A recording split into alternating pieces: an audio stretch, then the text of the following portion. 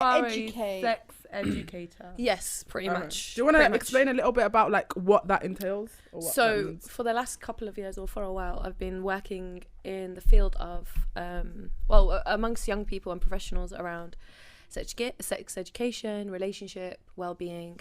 And a lot of the time when you say sex education, it's like the alarm bells ring. So let me explain that. So when we talk about sex education, it's not just about the act of sex. Okay. In fact, we don't talk about the act of sex. We talk about what involves around sex. So what involves around sex? You can give me an example if you want. Like your body, innit? Your body. And give me another example. Contraception. And you? Vagina. Go on. Yes. Vulva. Your anatomy, the vulva, the vagina. Yeah, that's all valid.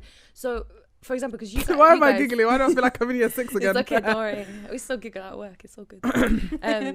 You have to giggle, innit? Because... Yeah. It is funny sometimes. It is funny. According to Dan, giggling means then you're not funny.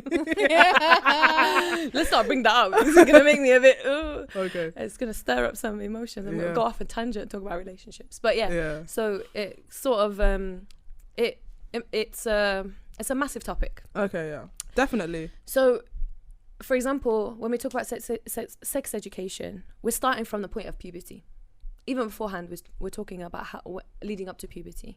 So we start if you imagine it as a circle where you're not going to have the same linear sort of experience as everyone else, but we give you the tools to be able to navigate puberty, because all of us have gone through puberty and we know how difficult it is. And imagine not having any information. Are you sure you went through puberty? We didn't have any information. That's Wow. Yeah, that's the thing. So my Zero job, information. yeah. No. I did get some from my older sisters, but I think it's because I had older sisters. Because you had older sisters. Yeah. I Exactly. was the older sister. Yeah, it's difficult. Information Yeah, from you, yeah. Clark. I am the oldest as well, so I understand that from that perspective. But yeah, it's sort of, I'm not here as a doctor or a nurse to tell you. You're a doctor. Please don't say that. Disclaimer. Please don't. Take me to court. I'll be out here. I found you. You work in London, yeah? Alleged doctor. She told me to do this, and that. Yeah. But so yeah, we're here to get, like, I'm here. I keep saying we. I'm here sort of as a way to guide you, because obviously it's a massive realm. It's a like spectrum. puberty in itself So is it's a spectrum. it is sort of, yeah, it is. It really is. Okay. Don't laugh at yourself. You know Be what it is, confident. yeah? Be confident. Okay, thank Be you. confident. Quick interjection. I don't know how to use words. Margot saying, okay. You know what it is. I've We'll had get this into another conversation time. with you already. Remind me later to talk We've about. been Otherwise, through we're gonna. this. Huh? We've been through this. We've been through it. Yeah. What, using the word of spectrum or something? No, me telling her if you're saying something, say it with confidence. say it with The confidence. English language is not my first, second, or third language. It's my fourth You don't language. need to spit on us like that. Mashallah, sister. So Look at you. using certain words or vocabulary. You know when you think about something too much. You know when you think about something too much and it just Nah, you don't be know if it. confident, Yeah. be Anyways, confident. carry on. But yeah, so that's pretty much it. So my job, I'm called a specialist because I create the programs, I facilitate them, I guide them. So I work with professionals and young people. Okay. But personally, I prefer working with young people because it's Yeah. just like a vibe. Don't get me wrong, professionals are fun, but you're there to do a particular job. Whereas with young people, yes, you have a particular topic, but It can go anywhere. it can go anywhere, yeah. And if It's you're more energy and more yeah, like. it's the energy. And young people, like, obviously it's a hard work being a teacher and stuff. I'm not a teacher. You know, teacher, you're I call, like, that's a proper job. Like, you're doing a particular job every single day. You're doing the same topic not the same topic, but you're building up on their knowledge. We're building up on our knowledge, but because of the way the UK is at the moment, a lot of the time it's like a workshop or one lesson or two lessons, maybe. and you're building up. Yeah, sort of mentoring. But yeah, so it's and obviously with topics like, for example, if I'm going in talking about relationships, we try and avoid like personal stories. So I always start off a session or a topic saying, look, we're not here to talk about personal stories. We're here to talk about, you know, the experience in general. Because you don't want to talk about personal stuff. Because, you know, as you're teachers, right? We work in a school environment. You work in a school environment. Alleged teachers. teachers. Listen, if you work in a school, I'll class you as a teacher. It doesn't matter. We should like, call ourselves teachers. yeah. If you're working with children day to day, you're a teacher. I am. Yeah. There you go. So Yeah, with pride. Say with pride. Yes, I am a teacher. Yes. Yes.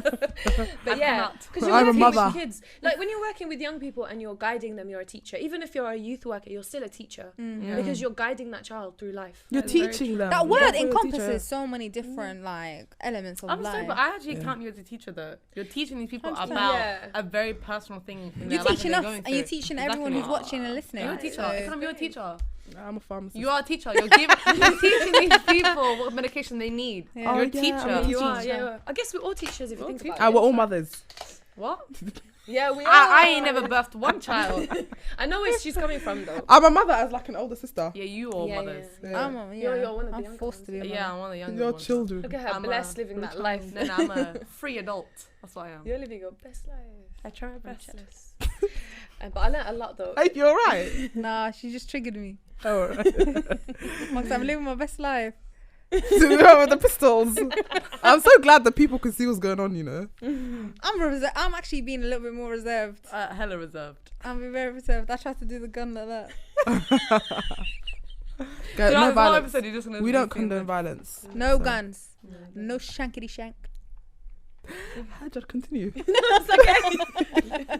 It's okay, don't worry. What was I saying? Oh, So, teachers. yeah, So yeah. yeah, we support young people. But for example, with professionals, people will be like, why are you working professionals? Why are you working pharmacists, nurses? They should know. They don't. A lot of the time, this is not the type of training they get. Mm-hmm. For example, when you're a nurse, you're being trained to take care in general. Unless you've specialized in mental health, for example. You still, universities haven't caught up with the importance of sexual health within mental health, for example. And recently there has been a nurse who, I forgot her name, I should really know her name, but she basically created a program to be added to university curriculums to try and improve the understanding of the rights of people with mental health conditions and their sexual rights, because that's something that's been forgotten. And a lot of the time when we talk about mental health, they always think about someone who is, who is physically able but has gone through a rough patch in their life. That's what usually people go to, right? Like, yeah, traumatic experiences and stuff It's like that. Yeah. it's nothing wrong if you go through, that's what you come to, but that's how we've been taught. But a lot of the time, mental health, we're talking about people with learning disabilities, for example. Yeah. We're talking about people Anxiety. like day to day, normal, Yeah. normal. It's not normal. Everyone has mental Is health. it normal though? Because if like the majority of people go through like have anxiety or I feel like like in mild today's depression, is it normal? Is it in not? today's like world, it's very normal to have anxiety, depression, all the shit, Yeah, all the yeah. things that we have to deal with. Oh. Yeah, like it's quite a complicated. Like mental health in itself is a massive topic. Like Oh, yeah. there's some people say normal mental health and not normal. Like every mental health is normal in a sense that people can go through it, but it's not normal for you to live your life dealing with anxiety and not That's true. getting support. If you know what I mean. Yeah. Oh, Does that make yeah, I sense? get it. Yeah. So when I say quote unquote normal, I mean what people How we perceive it. perceive it as. Oh, it's a bit of anxiety, which isn't the attitude we should have. Yeah. But that's how the society has Yeah. sort of got us to think Out of about sight, certain out of things. mind kind of thing. Yeah, Because if yeah. you had a Fam, broken even arm, insight. they're going to say, Yeah. oh, fix it. Yeah. You need to take steps to fix it. But if you say that you're going through, like you're under extreme levels of stress, anxiety, and it's just kind of like, you'll get through it.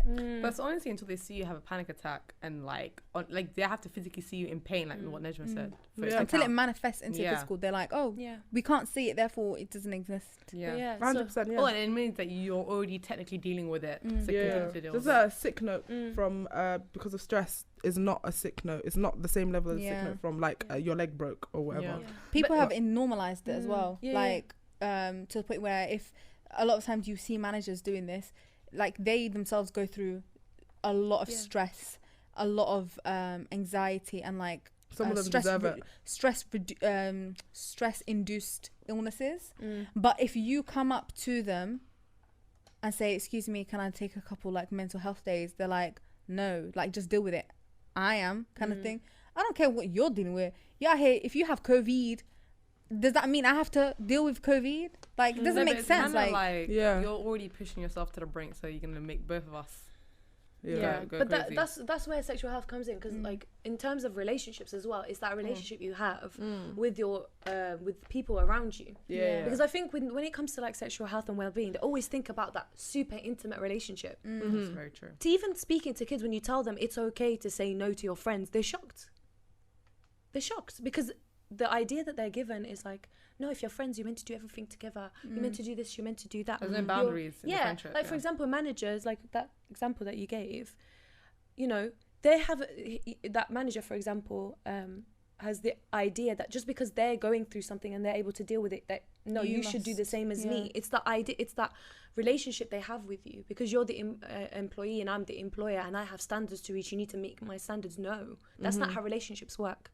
Basically slavery, that's what it is. Yeah, so like, especially I guess in let's just say the Western world, we've kind of neglected this idea of where we sit down and we break down what our boundaries are or what our situations are and how do we navigate it. We're not given a chance to do that. We're not given a chance at all.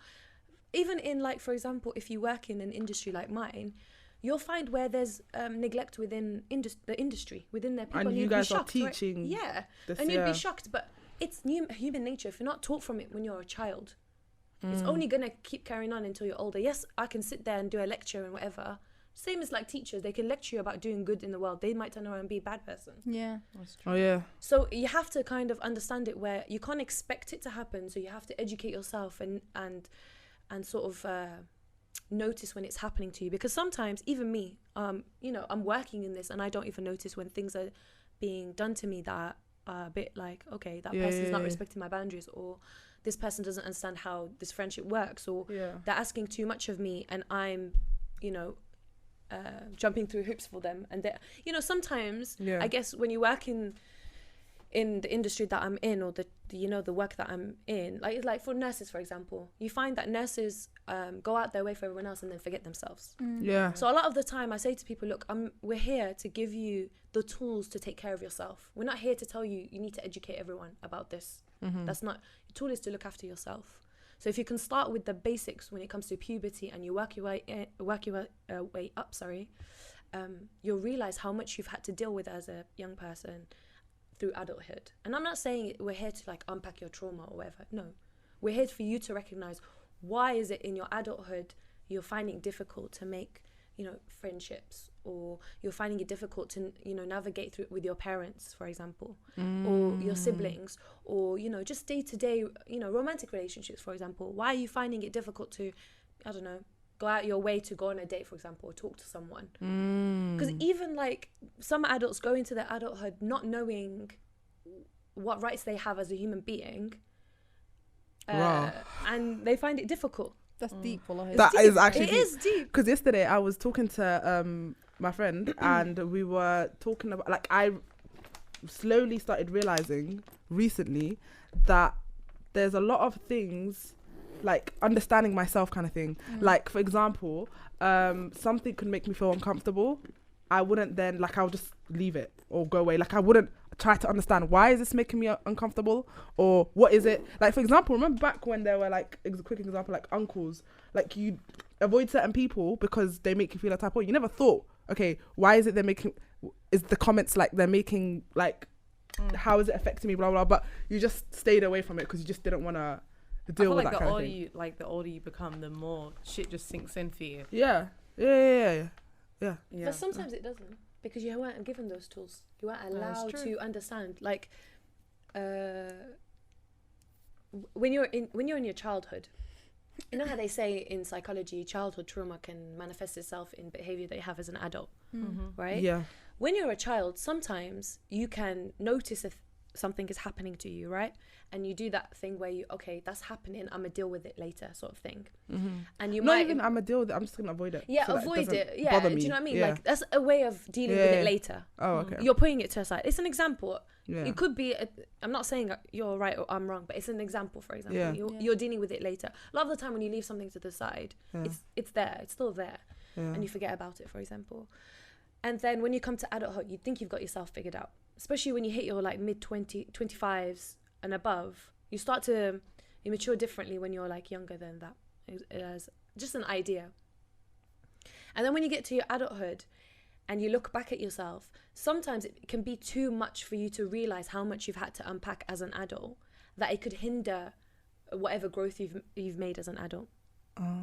So this is like, there's so many examples that I could give, but this is an example that a majority of the time when I talk to other adults or people my age or people your age, I'm not that much older than you guys, but I sit there and I'm like, this person has the knowledge, but because they haven't, like, it's happened so quickly, for a long period of time, and by the time they've hit adulthood, they're not only navigating that maturity that they've built about themselves. They're still dealing with problem number one. Yeah, they're still dealing with their childhood trauma or whatever incidences that's happened when they're young, and it's hindering them. So they might be understanding, okay, I don't like this about myself, but they're not able to fix it because they don't know how.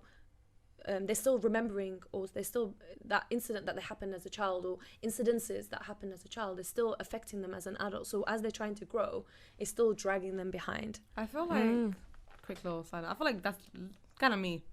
I feel like there's like a hella shit, like, where we've all had discussions where we're like, you know, we need therapy and we need to, like, certain things in our life. It's not affecting us greatly. But I don't know why I'm saying us. Sorry, I'll speak for myself. You can speak for me because I know okay. I was about to say the same thing. It's kind of like it's not hindering us, but we know that there's something there, and then we know there's something that it needs to be unpacked, because I feel like some of my shit, it will come up in maybe my 30s, my 40s, I don't know when, and I'm not trying to have no breakdown while I'm trying to improve myself. So I feel like me trying to get therapy now younger, it would just not solve it, but it will help me build on it. Yeah, does that make sense? You can I feel like even well. like communication, like for me, I feel like I'm not the greatest communicator. Yeah. In my mind, I'm like, you know what? I don't yell, I don't argue, I don't this. But at the same time, being silent doesn't help. I'm someone who gets silent, and I will tell you. Well, I've tried to improve. I feel like I've improved on it this year. But like prior to this year, I was like, I'll rock up 6 months later. By the way you spoke to me that day, I know I like it. And these people look at me and be like, bitch. But what day? That day I wasn't even in London. Like it's so far gone in their memory. But for me, I'm like, I'm not harboring it with hate, but it's still like, this is something I haven't fixed. But it's like what Ikram said, like, I'll pack it to the side. Yeah. Right? And when you're an adult, you become more confident to bring it up later. Whereas when you're younger, you're like, I don't want to bring that up. I'm going to look like a crazy person sort of thing. Exactly. Just to add on, a lot of the stuff that I feel like I've been through as a child or when I was younger, I don't understand. Like, I understand that, okay, this shit wasn't supposed to happen.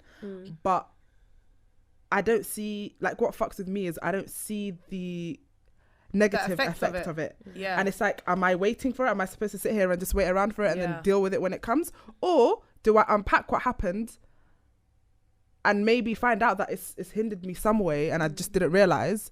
Or try to... I feel like I was like that for so long. Like, for so long I was thinking, like, I don't think certain things have really affected me. I feel like it's just there. It's like it happened, it's and a part of, like, it was my wrong, but life story. Like, if you open the book, it's just a part of it. Do you know what I mean? Yeah. But then, like, I realized the older I've gotten, I'm like, no, but Zuhur, like, in certain moments, you move differently. Like, your vibe is off. Like you said, you're uncomfortable. The thing is, you don't know why you're uncomfortable, but at the same time, it's tethered to the situation, and you know it's kind of tethered to the situation. Yeah. So I feel like, wallahi, like, that be the truth, you know, because you think, like, as an adult, you think you've created boundaries in certain groups, but at the same time, you don't know. Like, for me, when I was younger, I used to think, but does that boundary seem rude? Like, am I being rude by setting this boundary? When realistically, like, I'm just out here sheltering other people, but not sheltering myself. You really need to be selfish sometimes. So I feel like the older I've gotten now, I've kind of realized you have to be the first person you protect. You can't be protecting everybody else and then letting yourself just get all beat up. Sorry, this became a therapy lesson for me. But No. It's interesting because you just even reminded me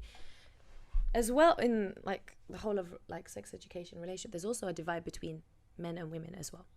And anyone who's studied, you know, any type of psychology at any point, or sociology, even if it's a module at university or a module at school, the way that women then behave, there is a divide. Whether we like it or not, there is a divide. There's many reasons. We can sit here and talk about all the reasons why, the way that women have been treated over the years, or the way that society expects women to behave or men to behave.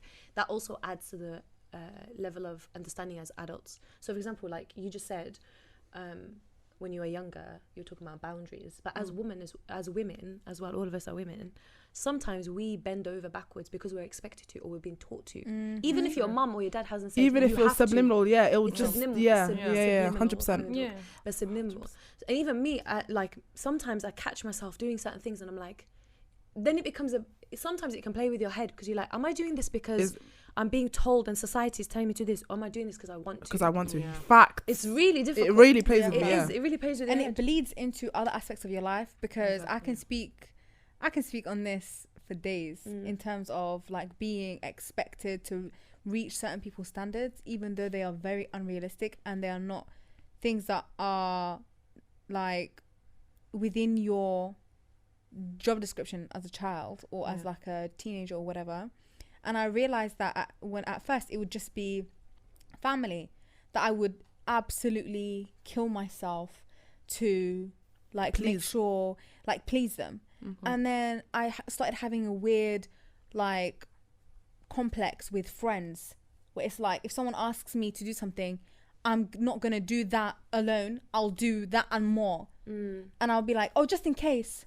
Like, for example, if you ask me for a cup of water, I'll get you a cup, glass, and a gallon. I'll be like, just in case. And a plate. And a snack. And a tissue, Do you know what I mean? And it's like, I catch myself because I'm like, I see other people, if I ask them for a cup of water, they give me a cup of water. Yeah. And it's like, this person has, like, listened to what I said and didn't assume I'm out here wanting this and that. And I realized that a lot of my life, I've spent so much time thinking about what other people might be thinking, and like I'm trying to preempt it and do more. And this is obviously I'm giving like silly examples in terms of, but like I just realized that it manifests in friendships and it manifests in so many, like if someone asks me for £1, I'll try and give them 5, and it's like, why have I done this if they didn't ask for it?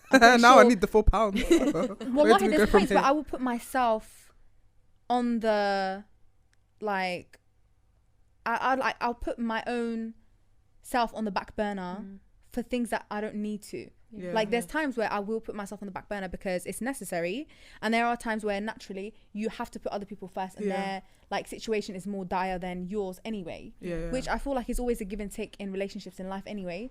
But it comes to a point where I am not even needing to, like I don't have to, there's no reason for me to, and I'm doing it and I'm just like, but why is that?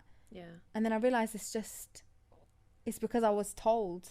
I was told, and I was never explicitly told you must do this. It was asked, why haven't you? It was just more time. No, it was in more time. It's more like, you're not going to. I feel like it's when we're like really young, it's you must, and then over time it's like, well, we already told you, we already taught you, we already trained you. So now why are you not doing it? I'm taking notes, by the way, for anyone watching. I was trying to get my notes because I had a few questions and my phone's over there. But I wanted to ask you. I wanted to ask you how, because obviously you're very outwardly Muslim. Of course. So when people, like when you explain your job description and your role, do people kind of doubt you and doubt your level of professionalism, like your kind of I haven't, no one's ever really said it to me, and I've never really had like someone come up to me and say it to my face. And when you walk into a room, no one, I guess maybe because I work in London, and I think with London it's a lot more open, you expect anything and everything. Maybe if I worked in boroughs that are more, for example, I don't know, say you worked in I don't know, Scotland, and you walked in, probably depending on the area, because we know there's certain areas in Scotland that, you know, I don't even know, are more predominantly white, for example. Just me being like this is enough for them to be like, whoa, forget the sex education part. Let's talk about the Muslim part. Like, do you know what I mean? Or for parts of London as well. There's parts of London that are like, you know, white dominated areas that are rich, not middle class. You know, I might talk, I'm not saying when I walk into a session I'm talking, you know, slang or talk like just normal English, not the Queen's English or anything, just a standard English. Maybe the way I talk, or maybe even my accent, because obviously I'm not born or bred in London. So sometimes my Brummy accent will just come out and they'll be like, oh, okay. So there's too many factors for me to even answer that question. But there are times where I've gone into schools where there's Muslim kids, or, you know, or kids who are black, for example, or Asian, and they're like excited because they're like, when they tell them, oh, you're going to learn about, for example, pornography, they're not going to expect some short little hijabi coming into the room.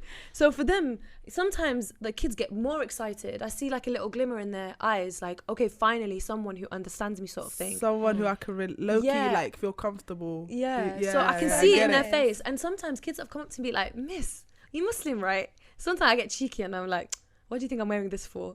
And like, I'm just be cheeky in it. Yeah. And I know why they want to. They just want to start a conversation. Yeah. I'm like, yeah, I am Muslim. Sometimes like I get kids asking like, I had one Somali kid ask me if I'm Somali.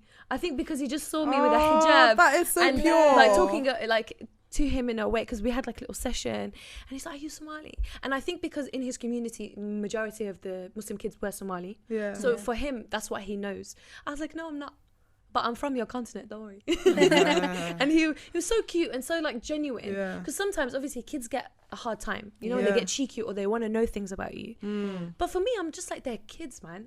Yeah. Like, just give them. Fam, like, you know when you see like a kid running around, why is he running around? He's a kid. Wallah, He's just running a around. child. He's He's having just a the child. time of his life. But yeah, so sometimes the kids, especially when I go to schools like where there's only 1 or 2 Muslims, Yeah. and they see you walk in and they don't have teachers who are Muslim, or they have one teacher who's probably teaching maths. Yeah. So obviously they don't have that like connection with them, because obviously Yeah. when you're an English teacher or a PE teacher, you'll have that like Yeah. bond. Whereas where you're doing sorry, I just hit the mic. When you're doing subjects that are very to the point you need to do this, you don't really have a time to bond with the teacher as Yeah. much. So I think it's like Can't they're get creative with maths. yeah, to a certain extent, you know what I mean, like certain extent. There's different ways I of don't know, solving the but equation. this could also be the answer. Yeah. Fail. Yeah. Fail. Wrong. Fuck. Yeah. I used to be, yeah, carry on, sorry, I never get No, it's okay. But Nejma, to answer your question, sort of, it's usually I get asked questions when it's Muslim men. I love this. I love. Can you Oh, elaborate? nice. Usually. Naturally. So I haven't had too many incidences, because you're not gonna find really religious Muslim men in the space that I'm in. Okay. Okay, unless you're on Twitter. Naturally, or Instagram. do you feel like it's because they choose to be ignorant, or because the way sex education is, well, the lack of sex education benefits them?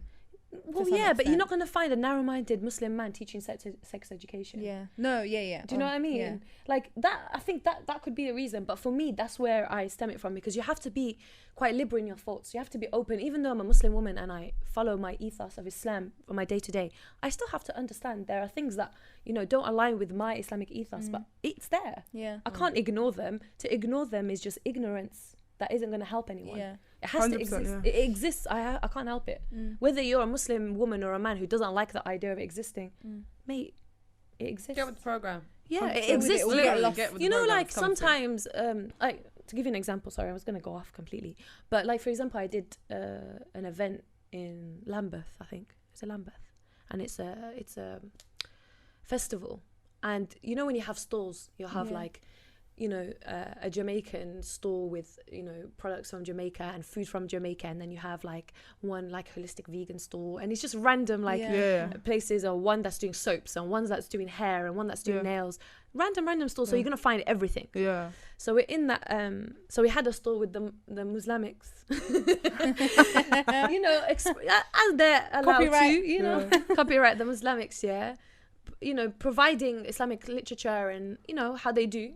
And mashallah, good for them, innit? To be in an environment like that, especially if it's like a musical festival. For them to be in one of the booths is good, isn't it? Yeah. Da'wah, You innit? know what it is, yeah. But conveniently, it was It's right not every behind day the my same place stall. in Leicester Square.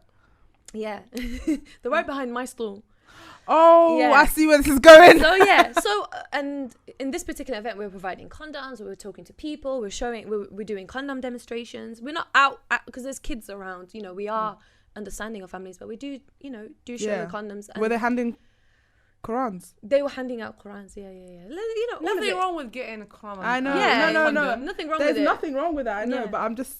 Just it's picture funny. it, yeah. I know Quran right at now the- there's over there, hella we're just here Muslim talking people about- boiling right now. Yeah, I Exactly. know. That's why It is. It's gonna happen. But at the end of the day, like, this is education, right? So Yeah. we're providing. I get it. I understand where, you know, some people, you know, they're not married or this, that. At the end of the day, people are having sex, whether you like it or not, whether they're married or not. Honestly, that's And you the have to truth, protect yeah. these people. Yeah. Whether, like, come on, you know that celibacy has not worked. It hasn't worked for the Christians. Hasn't worked for the Jews. What makes you think it's going to work for Muslims? We're the later, you know, out of the Abrahamic religions, we're the last. We're the last, yeah. You're telling me if it didn't work there, it didn't work there, it's gonna work here. No, it's not. We're Exactly. humans, and Allah has given us this right. The you know devil's what I mean? still about. Yeah, and why Or people do we are still have, about. Yeah, you know, And people are still about. yeah, like everyone is still That being is born. true, You know what I though. mean? Exactly. You're not all created in some lab somewhere. Exactly. Some people are. So, yeah, but still somehow, somewhere, someone true. is, you know, doing something to. Yeah, that's true. But I don't get why you wouldn't want. Okay, the act in Islam is wrong. Yes. Outside of marriage. Outside of Outside marriage. of marriage. Obviously. God, imagine people Bruh, saying, I'm not sex is gonna lie to you, haram. it feels How was I haram. born? An asexual religion. It feels haram in marriage. That would be my sin. That would be my book of sins would just be sex and marriage. That's it. But anyway, sorry, going back to the point, yeah. Wouldn't you want them to be safe? If you're doing it, yeah, you shouldn't be doing it in Islam, yeah. But wouldn't you want the person to be safe? You have to. I don't get what the problem is. I'm I'm not having It's your sex with duty. you. Like, you can be like, you know what, I think that's totally wrong, but I'm not having sex with you. Me and you not knowing each other on that level. So why you press? It's the same. Sorry, going back. It's the same idea as me and you don't agree on the same matter, but me and you are not getting married. So why do you care? Exactly.